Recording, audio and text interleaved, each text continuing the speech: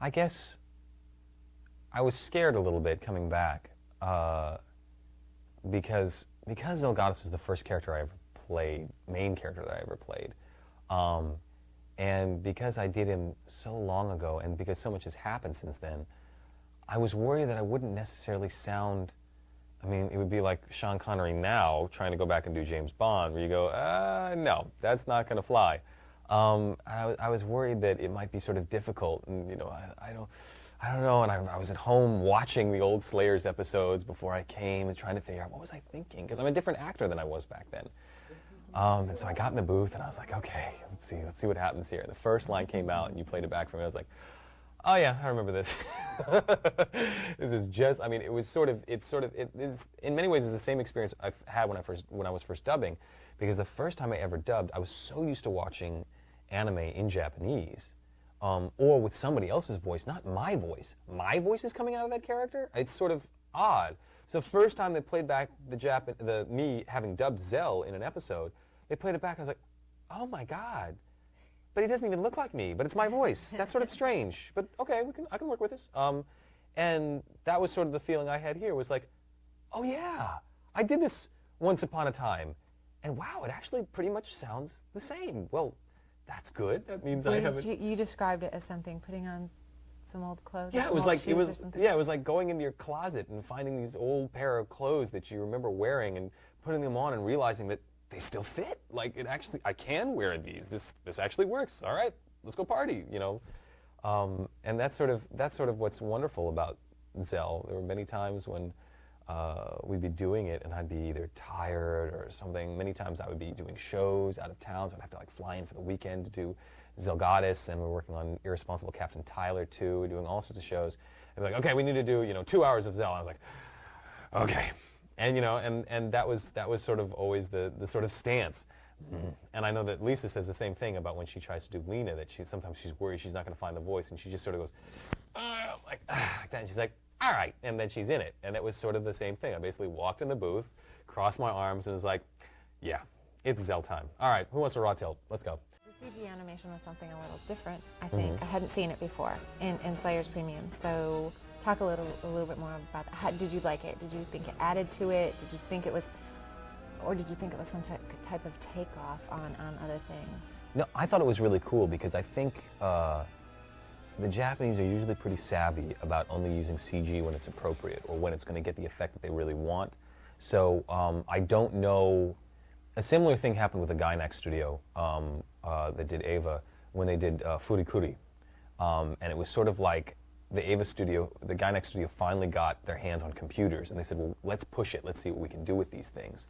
And Furikuri is just an acid trip. It's amazing. And I think that's probably what happened with Slayers. They said, oh, cool, we have this new thing that we can do. It's sort of like adding a subwoofer to the mix. We can put this new thing in, so let's see what we can do with it. And I think they were really slick in the way they were handling things like Gowry's bullet time and the whole underwater environments that they could push through, and some of the water effects, because that's the sort of stuff that CG is really good at. CG is really good at doing complicated effects animation or doing water stuff. So even though a lot of the water is still done 2D when it's supposed to look natural, but when it's supposed to look magical, then they bring in the computer to give it that sort of otherworldly feel, which I think is actually quite savvy of them. Yes, we've made the appropriate accommodations for you lower life forms. It'd be really cool if they did some more Slayers. I mean, I think there's sort of infinite combinations with those four, with all the stuff you can do. It would be really cool. I don't know how you do it, but it would be really cool to have more of Naga and Zelos and everybody interacting, because right now it was just sort of cameos, and there's still this sort of invisible wall between the world of Naga Slayers and the world of sort of Zelos, Zelgadis, Amelia Gowry Slayers, and it'd be sort of interesting, I mean, would Zelos and Naga get along? That might be sort of cool, who knows? That's what I'm wondering. How would Naga come into the mix? What would she do with the mix? That's the problem, is that it's sort of like putting together roast beef and sushi. Maybe it would be really good, but maybe it wouldn't be good at all. Who knows? But you might vomit on it. Yeah, it might not be so good. But it would be sort of interesting, and I think that's the power of Slayers, is the sort of inter-character dynamics between between the different people in the show, that's what people like. That's what's interesting to see. This is really making me mad! I'm ready to kick some demon tail. Lena. Huh? I love you. I wonder what you mean when you say that. I love you.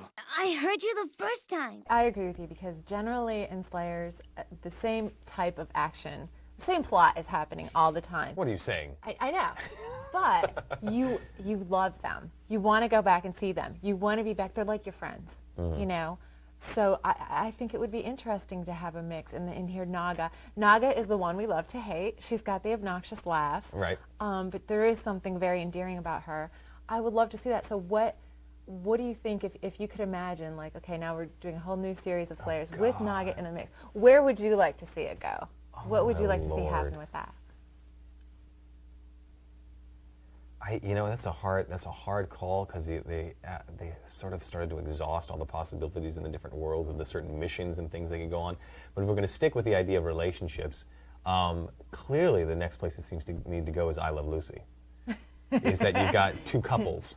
I mean, because they push that off for so long. It seems like the next step is to say, all right, let's say that Lena and Gowrie are one dysfunctional couple and Amelia and Zell are another dysfunctional couple. And then we'd have Zealous and Naga. Zealous. Oh, that would be a scary combination. Yeah, there would be some sort of thing going on there because that was what was cool in the second series with Martina was that she would get very easily romantically obsessed with one character or another, and that sort of set off really good fireworks in people. So you could have all sorts of weird jealousies and bickering and back and forth about who gets to be with who and da da da da da and. Yeah, although you might end up jumping the shark, like they did with Moonlighting, where they finally do get together, and then it's not so interesting anymore.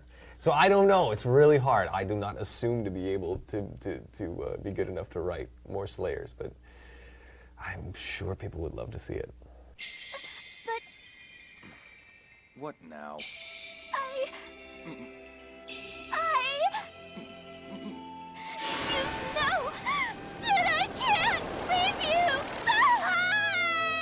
Talk to me about your character, Zelgadis, and particularly why it was so important for you to come here to Houston to do that, because that was a really big deal. Yeah. Zelgadis was the first major character that I ever played in dubbing anime. I'm sure many people have heard this story a million times about how I got into anime, and it's on my website and all that good stuff. But basically, what it came down to was I did get to finally audition. And the show that was up for auditions was Slayers, and I actually had seen a little bit of it before, and wasn't really into it. I didn't understand it. I hadn't seen enough of it, and it was just for bit parts. So I played these two little bit parts in the beginning of the second half of the first season. It gets all very complicated, but basically I played this guy Prince Hallis, and then this actor, and I can't remember. I did something else. But then Zelgadis came back, and he had been gone, and they had missed the actor somehow. They'd lost time. There'd been a 2-year break between the first half of the first season and the second half of the first season. And in that 2-year break, they'd lost some contact with some actors, and so Zelgadis was up again. And so I didn't know Slayers very well, but I remember saying, oh, that's the blue guy, right? Oh, he's cool. I want to audition for him. Yeah, I'll play the blue guy. And so I auditioned for it and got it and played it, and it was sort of it was a little weird, too, because there were people who were critical because I didn't sound like the original guy. I sounded different from him, the original American guy. I was like, well, I can't sound like the original Japanese guy. I mean, he's in Japan. But yeah, I didn't sound like the original. They were upset. But then after a while, people said, no, actually, we sort of like this. This works. This is cool. And I got really sort of attached to him. And it was so long ago. Now it feels that we did that, and I've done so many different shows since then, and I've moved to LA and doing a bunch of stuff out there. That when this sort of came around through the grapevine, it was like, oh God, I'd really love to go back and visit it. So, but I wanted to too. I wanted to go back because he's sort of my boy. So you came back here to Houston to do this, a place where you've never recorded, but you have worked here before. I was here years ago doing a show at the Alley Theater. We were doing Hay Fever at the Alley Theater, And actually, I was in contact with ADV at that time, and we had tried to work out me coming in and doing some work on a show, but the schedules never worked out because I was in the theater 24/7, so it didn't happen. But so yeah, I missed my chance then. But we love having you here, and I really liked it that you got to meet your co-stars in this cast last night. Talk a little bit about that, being reunited with Lucy Christian, who you know, who plays Amelia. Right. And then Cynthia Martinez as well. Yeah, this will be the third Amelia. There was a first Amelia, the second Amelia was played by Veronica Taylor, and now third Amelia will be Lucy. Lucy and I were in the show together of Hay Fever at the Alley, and there's actually a picture of us on my website, which is very funny. But she played this sort of young, ditzy flapper girl, and I played this sort of slightly effete, completely bored, rich kid who basically starts using her as a pawn to torture my father, and like you do. And it was really great because I hadn't seen Lucy since that show, and I remember she thought, hey, I was into anime back then, and she's like, I don't get this sort of anime thing. She wasn't quite understanding, and now of course she's deep in it. She's, I found her on the internet. I was like, you can't escape now. You've entered the anime world. There is no escape. Gravity draws you in. Not even light can escape. It sucks you in. Yes, you're done. It's over.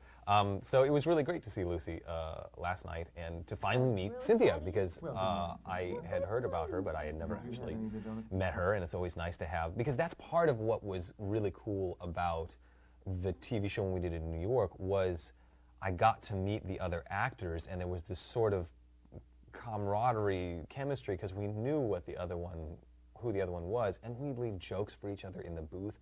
Constantly, we leave dirty jokes as alternate takes just to see if we could throw the other person, and that was, it was very nice to be able to sort of have dinner with Lena and Amelia and go, oh, cool, so this is the new crew. Here we go. Let's go cast some dragon slaves, because that was fun. How could I enjoy my octopus by myself, knowing that I've left you all alone in this cruel, cruel world, sir? Octopus is nasty. I know you don't mean that! Now, let's go get some octopus together, sir. But seriously, I don't... You and I are going to march into Ikusu shoulder to shoulder, Mr. Zelgadis. Then we'll eat so much seafood, we're gonna be sick! Oh, God. That segues nicely into the relationship between Zelgadis and Amelia. For those people watching that don't really know, like the TV series, talk a little bit about that. Who doesn't know the TV series? You never know, though. It's true. People might just not know refresh the TV series. everyone, because it's been a long time. Yeah. Maybe the relationship has changed a little over these years. Well, clearly something has changed, because this is, I mean, we end Slayer's Try, the third series, with this shot of Zelgadis. Well, total spoilers. Turn off the DVD now if you don't want spoilers. With Zell leaving with Amelia's little armbandy thingy on his sword, sort of indicating that the two of them are an item. And now I'm going to be flamed on the internet for like days, because that is the big battle. Who ends up with who? Oh no, Zell could never end up with Amelia. She's so who knows. I didn't write the show. I just acted. So yeah, clearly Amelia and Zell, in whatever way they are, dysfunctional or otherwise, are some sort of complementary couple. The girl who strikes with the hammer of justice. But they seem to be butting heads, at least in Zelgadis' world. She irritates him. Absolutely. There's that fire there. There's that passion that... Opposites attract? Hey, I said I was sorry about that like 1,000 times already. Hey, this must be the world-famous Ikusu octopus. I'll take that, thank you. Oh, no. Oh, yeah. Give it back. Hey! You should be nicer to your friend. Give it back. You can't have it. You can't have it. Give it to me. Give it to me. What are you doing? Give it to me. It's mine. Octopus doesn't do so much for me. I'm a big sushi eater. I eat a lot of sushi. Octopus, not so much. Not so much. No, it's a little sort of chewy, a little tough. If we were dealing with, venison, we'd call it gamey. It doesn't really, octopus doesn't do so much for me. So I didn't have to research that very much. I could just sort of tap into that sort of disliking of octopus. Huh? You're making it sound like Gary's gonna die or something. Ah! Oh no, that would be too merciful. So I'm gonna suffer, is that it? Oh no, I'm training in the white magics to help ease your suffering. Oh, Yay! Zelgadis is part chimera. I have to get this right. He's, if I've got this right, he's a third human, third golem, third chimera. And that's where the stone rock thing comes from. The golem. Yes, but he is also of shamanistic magic, which is radically different from Lena, who is black magic, which I think is very interesting, having the main heroine of the show be casting black magic, whereas Ruma is a white magic. Right. So shamanistic magic differs in that shamanistic magic is more concerned with spells that are on the astral plane or the ethereal plane. So that the most powerful spell that Zelgadis casts is called the Raw Tilt. And the Raw Tilt is designed to attack your astral body, not your physical body. So it's not as useful against, say, humans as it is against monsters or Mazoku or any other sort of otherworldly being.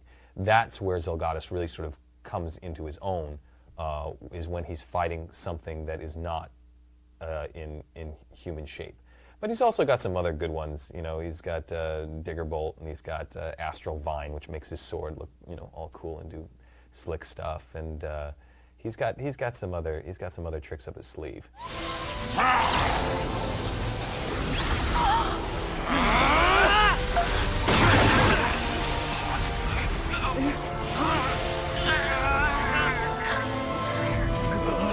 Oh no, Gary! Zelgadis! The original Zelgadis started off as a bad guy, and eventually sort of wrenched control of himself away from the Red Priest Rezo, and became part of the crew. Because initially him and Lena were fighting, and actually he beat Lena once. He beat Lena? It was that time of the month. For Lena. Yeah. Which I don't think they ever messed with again, but it was basically that time of the month, and she couldn't cast spells as powerful as she normally could. So Really? Zell actually clocks Lena very early in the series. This was actually before I was playing Zell, but he does, in fact. An interesting little A little interesting tidbit that never trivia comes up there. again. Talk a little bit about the octopies that you had to speak in premium. You had to make up this gibberish. Look, is that it? Chicken cookie. The velvet bimple hair. Rhyming sniff mix but wrong. Oh, stop talking already! You're driving me nuts! Yes. There was, I had a little help from the script, a little guiding light here and there, rotten fish paste. But, you know, there's always room for improvement. You made up some of them. And we made up some of them, yeah. Some of them, you know, just sort of, you know, like vegetable aluminum siding sequence, which rolls off the tongue very nicely, I might add. I'm not sure what it means in octopies, but I'm sure it, you know, it's something very complimentary, clearly. It's clearly nothing about your mother or anything. Yeah, no, we had to do a little octopies here and there, and basically trying to come up with your sort of most random Monty Python, whatever you might need to, you know, get the intention across. I think, you know, it's like when you watch anime in Japanese, you turn the subtitles off, you can get the feeling, even though you don't understand the words. So in this case, you know, you can understand the words, but you have to sort of ignore that in order to get the feeling. So, you know, it's sort of a different type of, Right. sort of anti-dubbing. Well, a lot of the actors had a lot of trouble with that. Actually, they yeah? thought it was going to be so easy to just pull random words out of their head. It's not. And it was really, they were like, really tough. oh my gosh, I can't believe how hard Yeah, this is. it's tricky. It's easy to do absolute gibberish. Just you but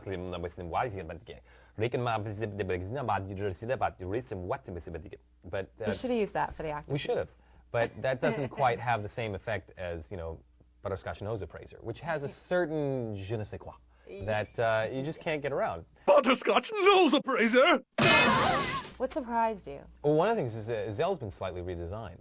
He looks slightly different in Premium, and mostly he's got that line that goes over his eye, which I thought was kind of cool, but would be very difficult, I would imagine, to animate for an entire 3 seasons of a TV series.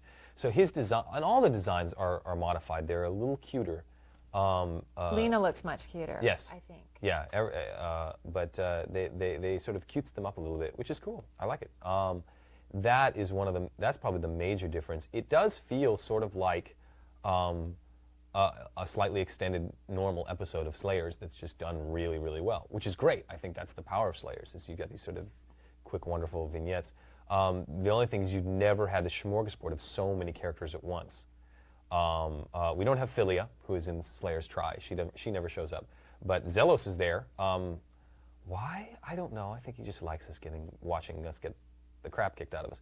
But that is probably the main difference, is that it's a normal episode, except that it's suddenly chop suey and everybody's there, and everybody gets to say their sort of signature line, go ha, and go off, which I think is sort of cool. And there's nothing deeper than octopus trying to live together. Zelos, what the hell are you doing here?